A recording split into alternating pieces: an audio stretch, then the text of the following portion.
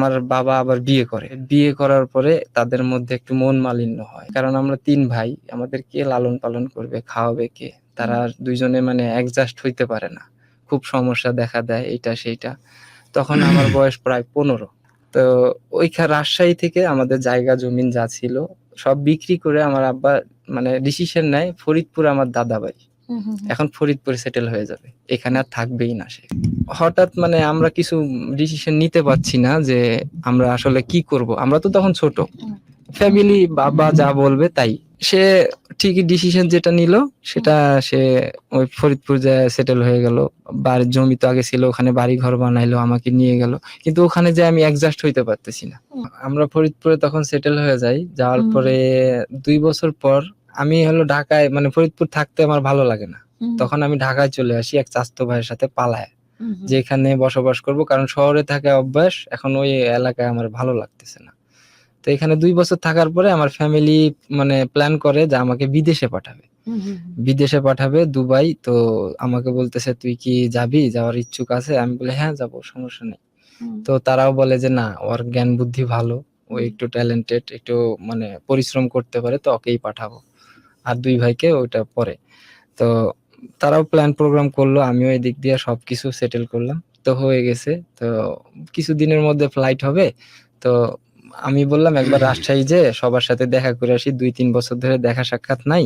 তো আত্মীয় স্বজন আছে, নানা বাড়ি আছে, সবার সাথে যায় একটু হ্যাঁ কত কবে আসি না। মানে রাজশাহীতে যাই, যাওয়ার পরে ওখানে হঠাৎ করে আমারই মানে চাচার বাসায় যাই।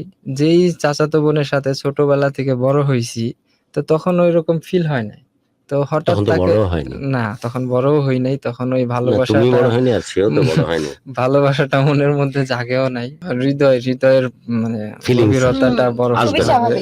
যদি বড় না হয় বা বড় না হয়, গভীরতা আসবে কোত্থেকে? সো আমি তাকে দেখার পরে কিছুক্ষণ মানে মুগ্ধ হয়ে দাঁড়ায় থাকি যে কি দেখলাম এটা। মানে আমার চোখেও যাতে ভালো লেগে যায়, মানে এটা ভালো লাগা থেকে শুরু হয় আরকি। মানে অন্যরকম একটা ভালোবাসা এই যে কিভাবে সৃষ্টি হয় মানুষের মনের মধ্যে, মানে সেটা ফিল হয়। ফিল হওয়ার পরে আমি আর মানে তড়িঘড়ি করে ওকে ডাইরেক্টলি বলে ফেলি যে হ্যাঁ আমি মানে ওকে পছন্দ তো করেই ফেলেছি। মানে চোখের যে একটা ভালো লাগা, মানে এই আগে তৈরি হয়নি, এবার এসে তৈরি হলো। এখন থেকে সে বড় হয়েছে এবং কি মানে আমার ভিতর থেকে বলতেছে যে হ্যাঁ সবজি ওখানেই আছে। তো তারপরে তাকে আমি মানে প্রপোজ করি যে ডাইরেক্টলি আমি ভালোবাসার মধ্যে যাব না, কারণ ভালো লাগছে যেহেতু আমি তোকে বিয়ে করতে চাই। আমরা কিন্তু তুই তুকারি করে কথা বলি, যেহেতু বড় হয়ে হ্যাঁ গেছে। ওই ছোটবেলা থেকে একসাথে বলে আসতেছি, ওই ভাষাই আমরা ইউজ করি।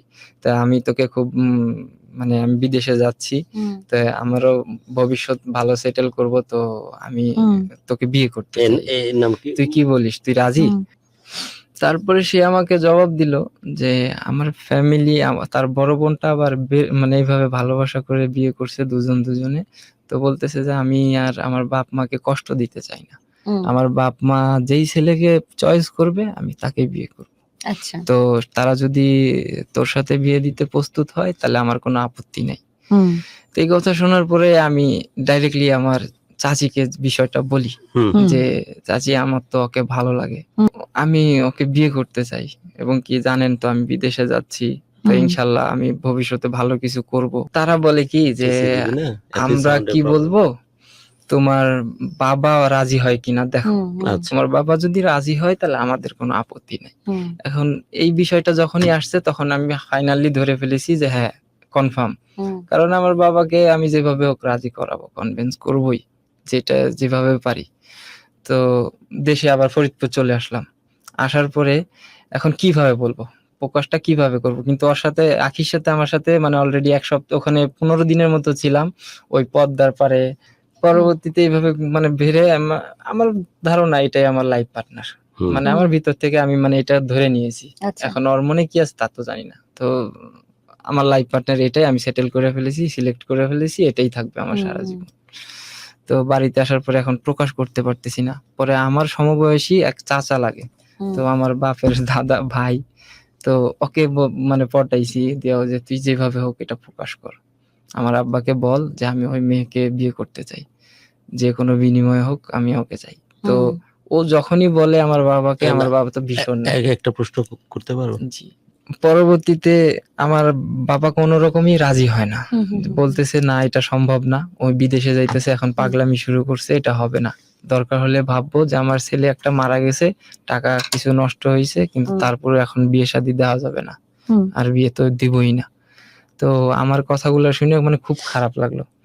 আর আমি তো অলরেডি এখন আমার মানে জান প্রাণ অলরেডি ওইরকম কিছু ভাবতেছি ওই মেয়েকে। আমার বাবার যে রিঅ্যাকশনটা দেখা আমি খুব ঘাবড়াই গেলাম। তাহলে আমার করার কি? এখন সে তো রাজি হচ্ছে না। তাকে তো রাজি করাইতেই হবে। তো আমি একটু অভিমান করলাম। অভিমান করে বাড়ি ছেড়ে পাশে মাদারীপুর আমার খালা বাড়ি। সেখানে চলে গেলাম আমিও রাগ করে। হুম। আমার বাপ যেহেতু রাগ হইছে আমিও রাগ করলাম। লেকের সামনে বসে আছিস মাদারীপুর লেকে? না, খালার বাড়ি গেছি। আচ্ছা। যাওয়ার পরে এই ২ দিন পরে ফোন যায়। ফোন যাওয়ার পরে বলে কি যে ওকে বাড়িতে আসতে বলো। আমরা তো বিয়ে দিব। হ্যাঁ, তারপর? মেয়ে আর মেয়ের মা আসতেছে। হুম, হুম, হুম। ওকেও আসতে বলো। তারপরে কি হবে সেটা দেখে ওকে বিদেশে পাঠাবো, তাড়াতাড়ি পাঠাবো। হুম।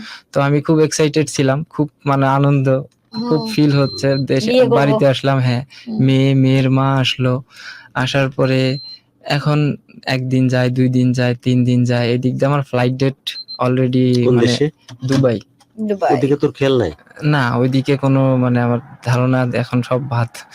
পরে যাওয়ার জন্য আমি অলরেডি মানে আর হয়তোবা ৭ দিন না ৮ দিন ছিল। মানে তারপরে আমার ফ্লাইট, চলে যাব।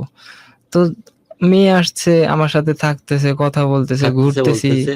মানে ওই ঘোরাফেরা, গল্প। হ্যাঁ, আচ্ছা, গল্প। এটাই। এদিকে যে এই যে প্রশ্ন করে কে এটা? আমার বউ। সবার সাথে মানে পরিচয় করায় দিচ্ছি কে এটা আমার বউ। মানে আমার বউ তুমি হিসেবে বলতেছো? হ্যাঁ, ওকে নিয়ে সব জায়গায় মানে পরিচয় করায় দিচ্ছি। দুবাইয়ের কোনো খবর নাই আর? না, দুবাই আর ৮ দিন পর ৭ দিন ফ্লাইট। পর। আচ্ছা। তো এর মধ্যে মানে সময় ঘনিয়ে আসতেছে, তারা কিছু বলতেছে না। পরে আবার ওই মানে বন্ধুকে দিয়ে বলাইলাম যে কি ব্যাপার? তাকে বলাইলাম যে তাহলে আমি তো কাবিন করে থুয়ে যাইতে চাই। হুম। তো হুম। কিছুই তো বলতেছে না ফ্যামিলি। তো হুম। আমার বাবা তো হুম। কি কিছু করবে না, একটু শোন। তো সে জবাব দিচ্ছে কি যে এই মেয়েকেই তোমার সাথে বিয়ে দিব, কিন্তু এখন না, তুমি বিদেশে যাইবা, যাওয়ার পরে মেয়ের বাবা? হ্যাঁ, না আমার ওর বাবা বাবা। আচ্ছা। প্রতিষ্ঠিত হয়ে আসলে পরে এই মেয়েই তোমার সাথে বিয়ে দেব। Got FM 94.4